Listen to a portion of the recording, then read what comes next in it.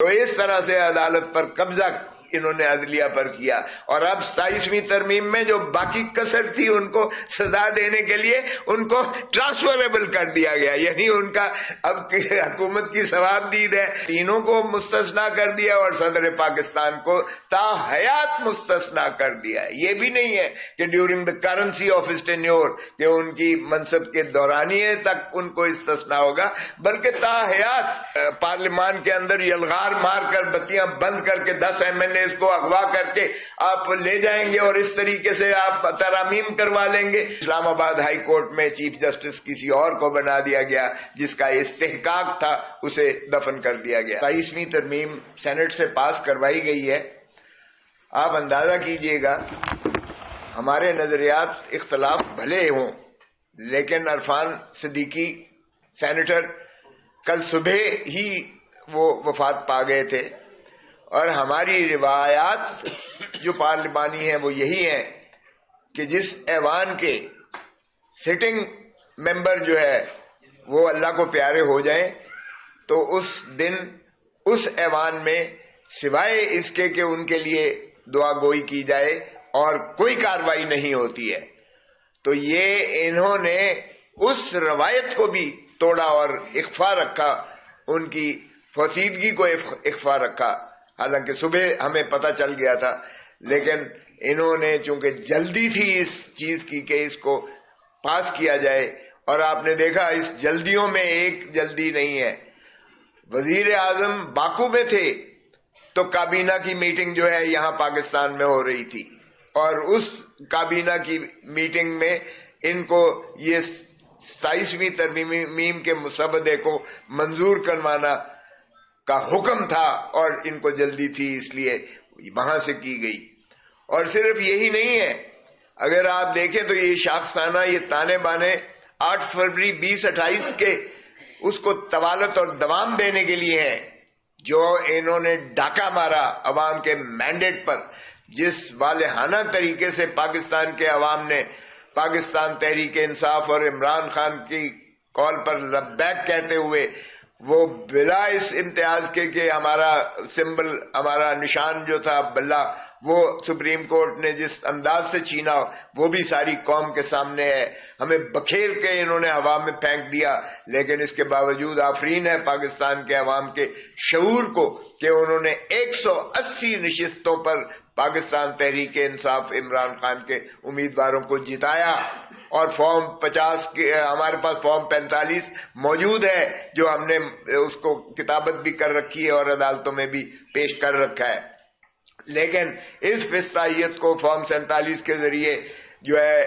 تبدیل کیا گیا، اور عوام کے مینڈیٹ پر ڈاکہ ڈالتے ہوئے 17 سیٹیں جیتنے والے 16 سیٹیں جیتنے والے کو وزیر اعظم بنا دیا، اور 180 نشستیں جیتنے والا آج اڈیالہ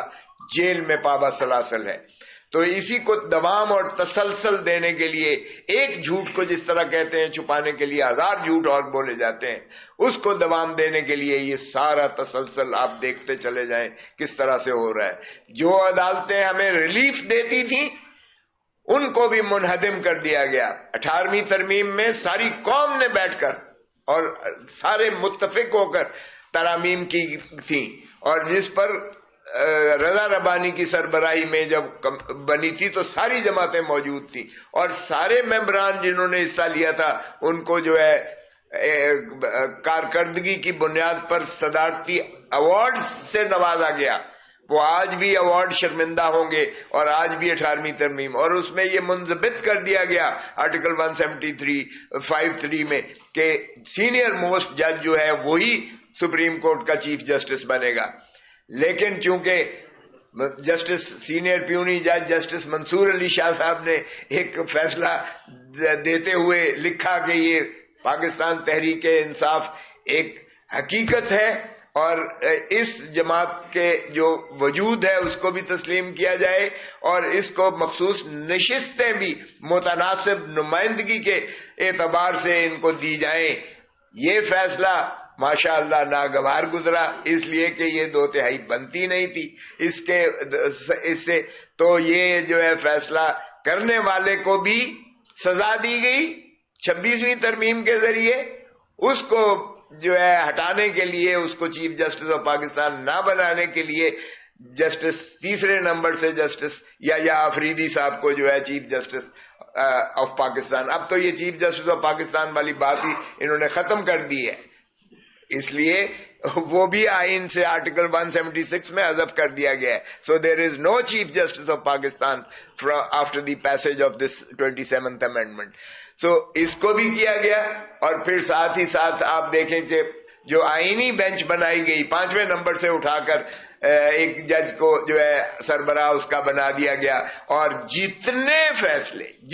فیصلے اس آئینی بینچ نے کیے ہیں وہ ماشاءاللہ ان کو مثبت نتائج ہیں اس فسطائیت والی حکومت کے حق میں دیے گئے ہیں. چاہے وہ ملٹری کورٹس کا ٹرائل ہو, وہ بھی سویلینز کو تابع کر دیا گیا ملٹری کورٹ سے اور ریورس کر دیا گیا اس فیصلے کو جو سپریم کورٹ نے کیا تھا. چاہے وہ مخصوص نشستوں کے ہوں, 8 جج صاحبان نے, جس کی جو ہے آتھر جج جو ہے جسٹس سید منصور علی شاہ صاحب تھے, اس کو بھی انہوں نے ریورس کر کے بندر بانٹ کر کے ہماری 60 جو مخصوص نشستیں تھیں وہ ساری حکومتی جو ہے اتحادیوں کو دے دی گئیں, جو دنیا کے کسی اصول پر متناسب نمائندگی پر نہیں آتی ہیں. اور جو ان کو سوٹ نہیں کرتا تھا اسلام آباد ہائی کورٹ کی جو کانسٹیٹیوشن تھی, کیونکہ چیف جسٹس عامر فاروق صاحب کے جانے کے بعد سپریم کورٹ میں جتنے جج صاحبان تھے وہ انہوں نے تو وہ نالش کناں تھے سپریم کورٹ میں کہ ہماری بگنگ ہو کر ہمیں انصاف سے مانے کر کے رکاوٹ کا باعث بنایا جا رہا ہے, ہمیں تحفظ دیا جائے. وہ ان کو سپرسیڈ کرنے کے لیے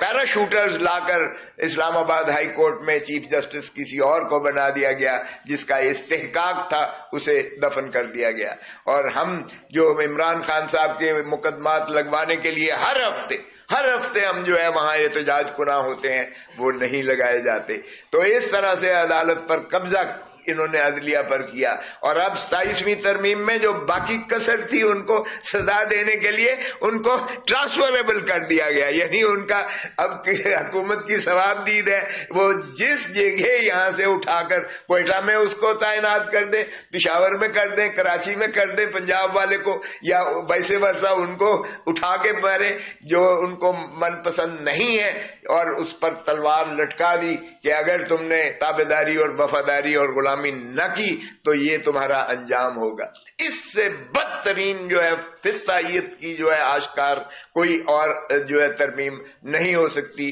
جو آئین میں کر دی گئی ہے. اور پھر آپ دیکھیے گا کہ آرٹیکل 126 کہتا ہے کہ تمام قوانین پاکستان میں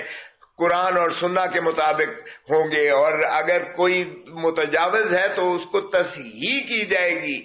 اور ہم نے کیا کیا ہے, ہم نے اس کے برعکس بنا دیا ہے. حضور صلی اللہ علیہ وسلم یا خلفائے راشدین کا ایک مثال کوئی دے دے کہ انہوں نے عہدے کی بنیاد پر, کسی کو منصب کے بنیاد پر اس کو مستثنا کیا ہو کہ یہ جرم سے ماورا ہے اس لیے اس کا محاسبہ نہیں کیا جائے گا. بلکہ یہاں تک ہے مثالیں کہ انہوں نے کہا کہ میری بیٹی بھی اگر کرے گی تو اس کو بھی یہ سزا کا مستوجب متصور کیا جائے گا. تو اسلام تو اس چیز کا داعی ہے کہ اس میں کوئی تشخیص تمیز بوجہ عہدہ یا اس کے منصب کے نہیں کی جا سکتی ہے, اور خلفاء خود جو ہے وہ اپنا عدالتوں کے آگے جواب دے ہوئے ہیں. یہ ہے ہمارا اسلامی جو سنہ ہے اور قرآن کا حکم یہ ہے. اور ہم نے اس میں کیا کیا ہے, ہم نے ماشاءاللہ تینوں افواج عسکری قیادت کے جو ہے تینوں کو مستثنا کر دیا, اور صدر پاکستان کو تا حیات مستثنا کر دیا. یہ بھی نہیں ہے کہ during the currency of his tenure کہ ان کی منصب کے دورانیے تک ان کو استثنا ہوگا, بلکہ تا حیات. اور اس کو مطلب یہ ہے کہ اب کہتے ہیں کہ جی یہ انعام دیا گیا ہے ان کی خدمات کے. ارے بابا, خدمات کرنی ہے تو پاکستان کے عوام کو جو ہے سہولتیں فراہم کرو, پاکستان کے عوام کے چادر اور چار دیواری کو داغدار مت کرو, پامال مت کرو. جس طرح سے 26ویں ترمیم نے ہم نے دیکھا کہ جس طرح سے اٹھائے گئے سینیٹر, جس طرح ایم این ایز کو اٹھایا گیا, جس طرح گھروں میں ریڈ کیا گیا, جس طرح لوگوں کی ماؤں بیویوں, بہنوں, بیٹیوں کو اٹھایا گیا, اور ایک کی 16 سالہ بیٹی اٹھا کر اور کہا گیا کہ اگر ویڈیو وائرل کر دیں گے اگر تم نے یہ نہ کیا. تو ایسی شرمناک طریقے سے اگر آپ نے یہ حرکتیں کر کے اور پھر انعام و اکرام کر کے تو فیلڈ مارشل بننا ہے, تو خدا را ایسا ظلم مت کریں اس قوم پر, بھیڑ بکری مت سمجھیں. 25 کروڑ عوام اس چیز کے متقاضی نہیں ہے کہ ان کے مینڈیٹ پر ڈاکہ ڈالنے والوں کو یہ جو ہے استثناء ساری زندگی کا مل جائے. اگر مشرف کو سزائے موت ہو سکتی ہے آرٹیکل 6 میں, آرٹیکل آئین کے سے کھلواڑ کرنے میں اگر سزائے موت ہے, ایک ہی